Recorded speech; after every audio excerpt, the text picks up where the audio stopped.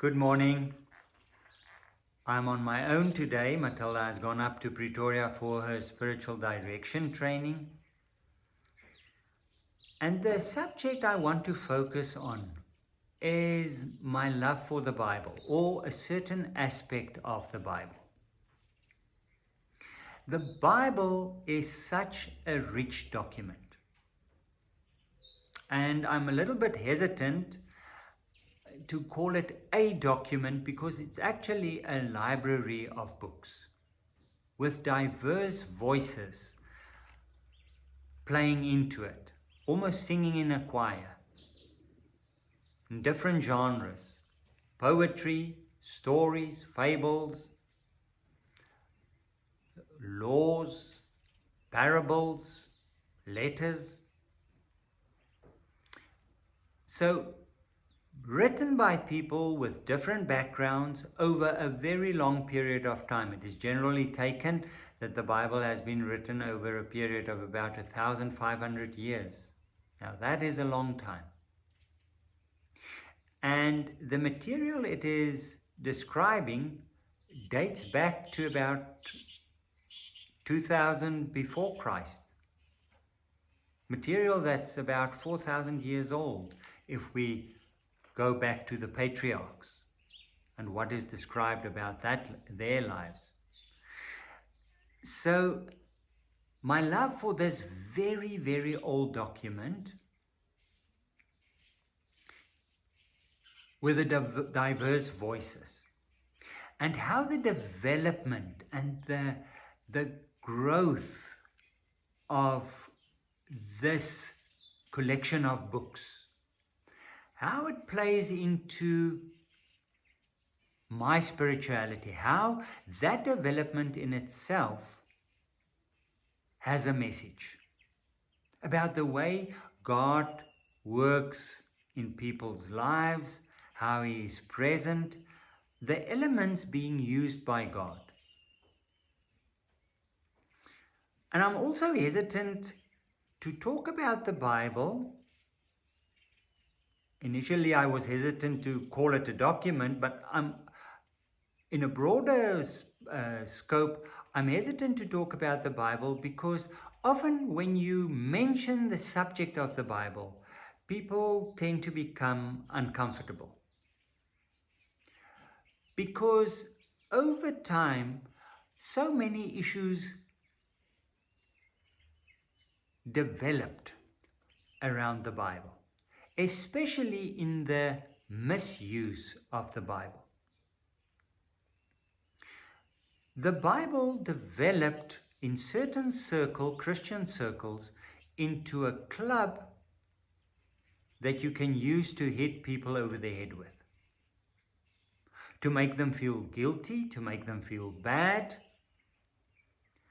to defend your superior position and trying to convince them to come over to your side, and if they don't, they're destined to damnation. So this, and when you're exposed to that view about the Bible, it is a general feeling of the Bible as a block, very rigid,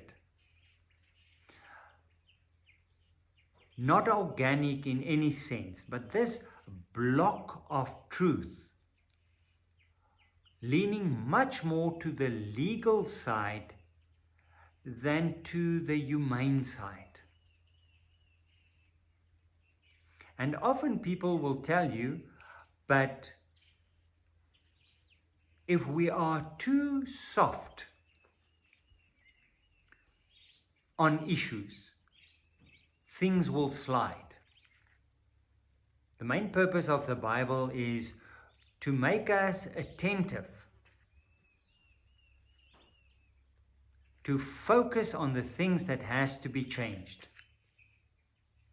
There is truth to that, but when the Bible does it, it does it in a very subtle way. And I love that aspect. So I'm well aware of the fact that the Bible isn't always a popular subject. Not in the sense that it has developed to a large degree in general culture.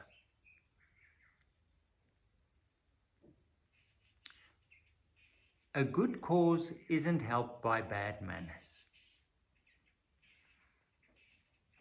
And if we are quite honest, the way the Bible is often used today displays bad manners. There's no sense of conversation. There's no listening. It is a talking down with the intent of getting people to come over to my viewpoint. But my love for the Bible is in exactly the opposite direction. Focusing and discovering this gentle thread running through the Bible on so many levels, where the influence is much more delicate. And you see it especially in the stories in the Old Testament, but it's there in the New Testament as well, and we'll focus on that. The stories of the patriarchs, there, the origins of the people of Israel. And then later on in the history or the stories about David's dynasty and his household, which was in such a shambles, I often think, or it reminds me of a soap here on television, The Days of Our Lives, all this intrigue of brothers and sisters and fathers, or a father and his relationship with his children, how it complicated things.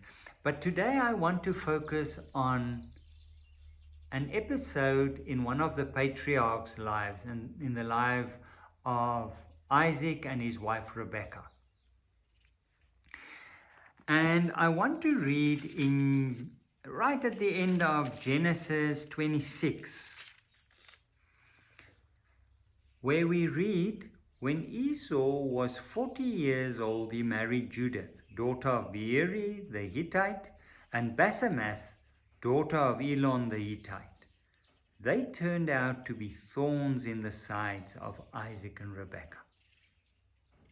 These daughters-in-law was an irritation to Isaac and Rebekah. And you can imagine them lying in bed at night, because most of the deep conversations between the partners in a marriage often happens there, and talking to each other and sharing their concerns about these daughters-in-law.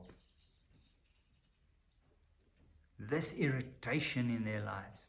And later on, when Jacob has deceived Isaac in getting Esau's blessing, he's about to be sent away, and this issue of the daughters-in-law comes to the fore again. And Rebekah realizes that this is an issue that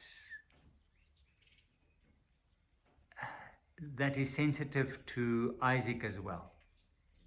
And she says here, right at the end of chapter 27, she says, "Let's send Jacob away."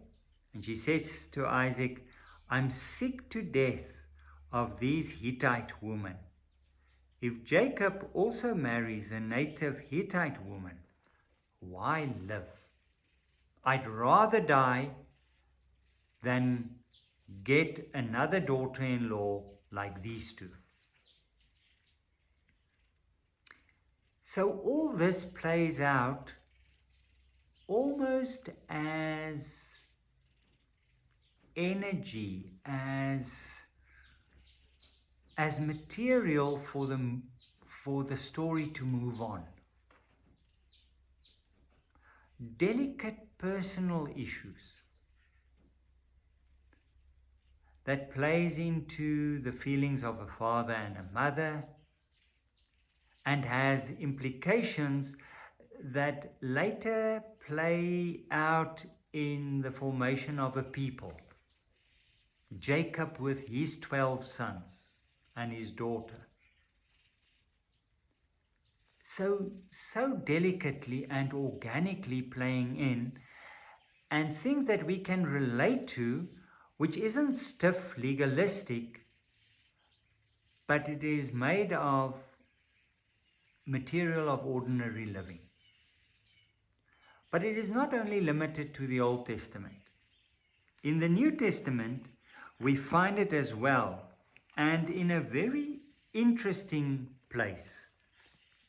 Just one example, there are many more, and that is in the list of the disciples in Mark 3. About there in the middle of Mark 3. I'm reading from the Message and it doesn't have verses. I want to come back to the issue of verses and the division into verses. But it's here about in the middle of Mark 3. And we read about the list of disciples, the 12. These are the 12. Simon, and then James, son of Zebedee, John, brother of James, and Jesus nicknamed the Zebedee brothers Boanerges, meaning sons of thunder. I love that. Jesus giving them the nickname sons of thunder because of their short tempers. When the sons of Zebedee arrived on the scene, you could expect sparks to fly. And Jesus saw it, and he knew it, the rest of the disciples as well, and Jesus had a nickname for them. The mere fact that he gave them a nickname says so much. There's something of a playfulness, almost a twinkle in his eye. And I love the twinkle in the eye episodes in the Bible, because it's not this stern legalistic thing. And it's not Jesus saying, John and James, please, we are highly respected people. Behave yourselves. Jesus isn't a hard-nosed religious person. There's something organic and humane about him. He even gives a nickname to two difficult brothers. And just a few verses before this list, we see another example of Jesus' stance around these matters. When a man with a disability, a hand disability, is being brought to Jesus in the synagogue on the Sabbath. And you can see how the Pharisees come closer because they want to see if Jesus is doing the right thing, because that is often the case in terms of religion. What is the right thing to do? To such an extent that love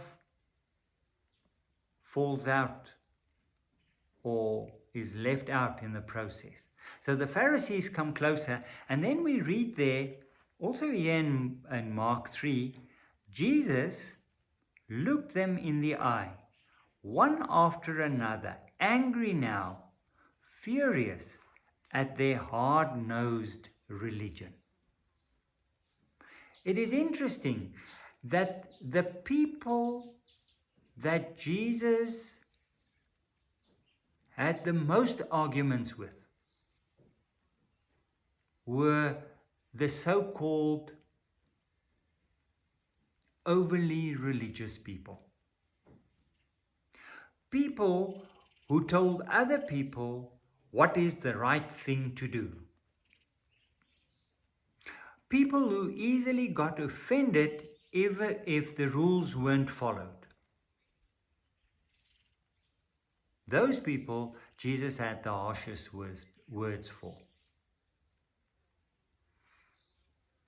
And it is so beautiful to see how this human aspect, the humane aspect, the delicate daily living aspects come into play in the way the authors of the Bible wrote the Bible. And we miss out if we use the Bible in any other way.